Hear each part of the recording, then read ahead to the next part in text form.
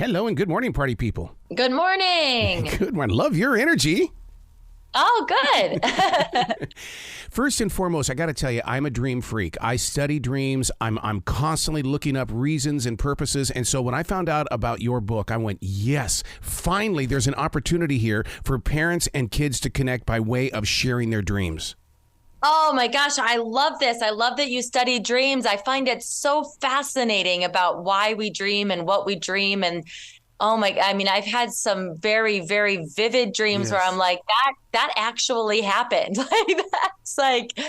It's crazy. Well, what's really interesting about dreams, especially because I meditate while late at night, and so it puts me into a different state of dreaming where it's like, oh my God, this feels like it's real. And now it's like, okay, how do I grow from this? There's obviously something here I'm supposed to be learning. Right. Oh my gosh, that's really, I'm bad at meditating, and it's something that I want to do more in my life, but I could totally see why that meditative state brings you into a different dream cycle, because I notice that when I'm on vacation and I'm like completely relaxed and I have, time to sleep and allow myself extra time to sleep, I have the best dreams ever. And part of me is like, I wonder if I always would have these dreams if I could just live in this state of relaxation. My meditation is that it's called Nidra. And when I first started studying it, they were telling all the history of it and breaking it down. And I was going, why are they doing this? But when you start understanding the steps of Nidra, all of a sudden your challenge with meditation goes away because you're able to understand why it's happening.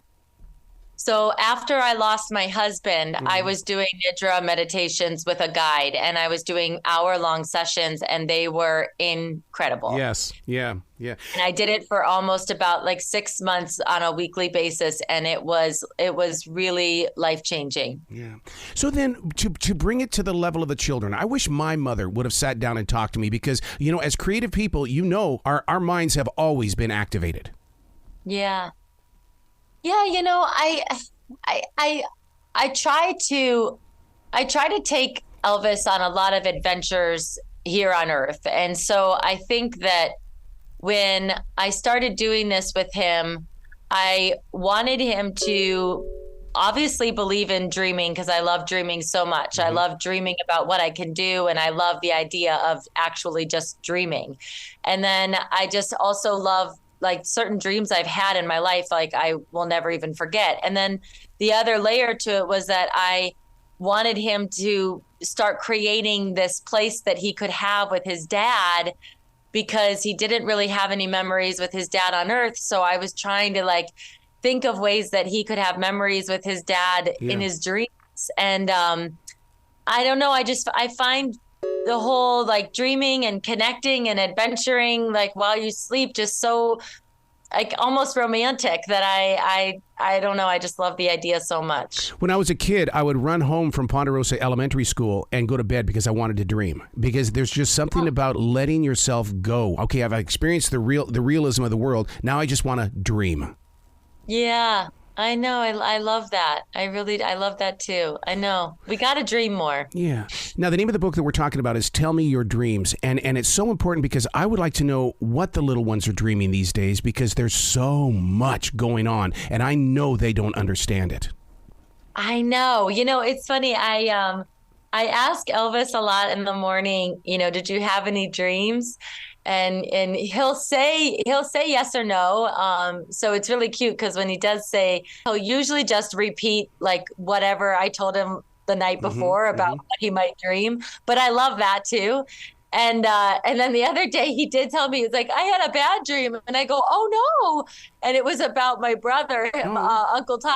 It was about Uncle Todd. And I said, oh no. But I think that I do love doing that with him, asking him, because I think if we try to recount our dreams and the more we start telling ourselves that we can, I think we have the ability to do it. It's just that we don't, again, take the time to tap into what that is, Yeah.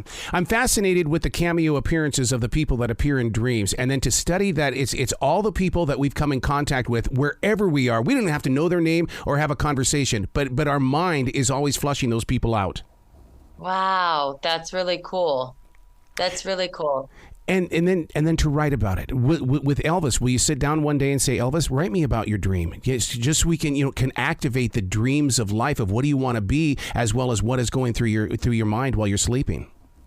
Yeah, I mean, listen, I'm a big dreamer, and I will always encourage Elvis to go for his dreams, to dream about what he can do, and then also, yeah, to talk about his dreams and what dreams he's had.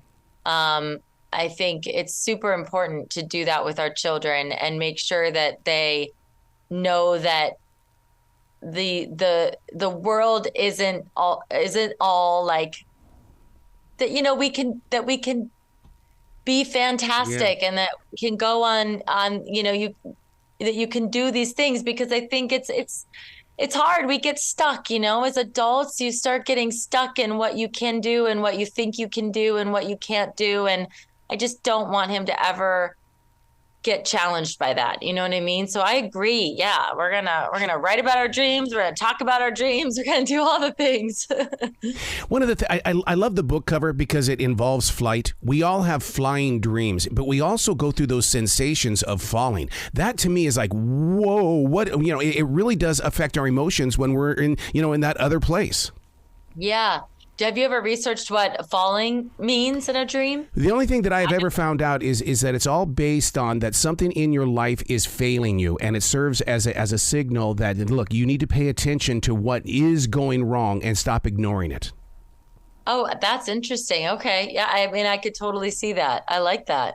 I don't have falling dreams. I have dreams where I'm like jumping and I'm like extended into air for a very long time, which is like feels like I'm flying. So I love that. But yeah, he loves airplanes and trash trucks and choo-choo trains. So I wanted to make sure I incorporated them in this book and story somehow. Well, that's so cool because I grew up playing with Tonka trucks. And to this day, when I see children playing with things like that, it's like, yes, that's where it all started. Because that's where I was able to, develop characters out there. Because Jim was always the truck driver. And then you had Kevin over here that did all the digging. Yep. That's Elvis. I mean, he loves, Trash Truck Thursday still is a big day in our house. And, he loves watching trains, playing with trains, and, any kind of automobile, plane, train, or automobile, he's loving.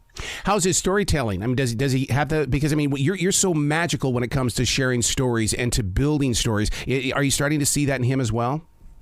Yeah, I am actually. He is really good about recounting a story. And another thing that we do at night is I always ask him, like, what was your favorite part of your day? Mm-hmm. And I love asking him that question because I really do. He takes a minute and he thinks about his whole day. And then he recounts that favorite part of his day. It's really sweet. And you can see him kind of processing it, he's only 3, so it's amazing. It's a child today, because it was Mark Maron the other day that was talking on his podcast about how, his furthest back memory is maybe 3 or 4 years old. It's like, what happens between 0 and 3 to where we don't grab onto it? But what you're doing with Elvis seems like something that he's going to hold on to forever.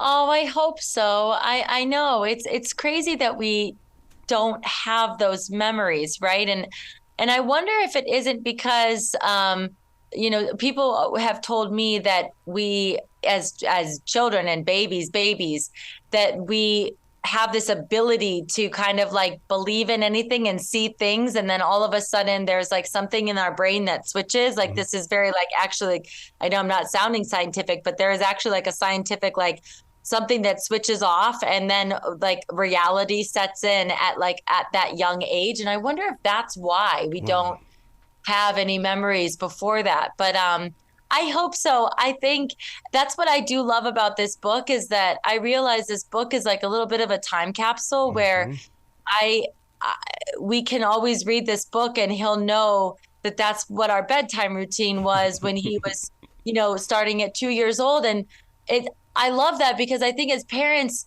we are constantly creating things for our children.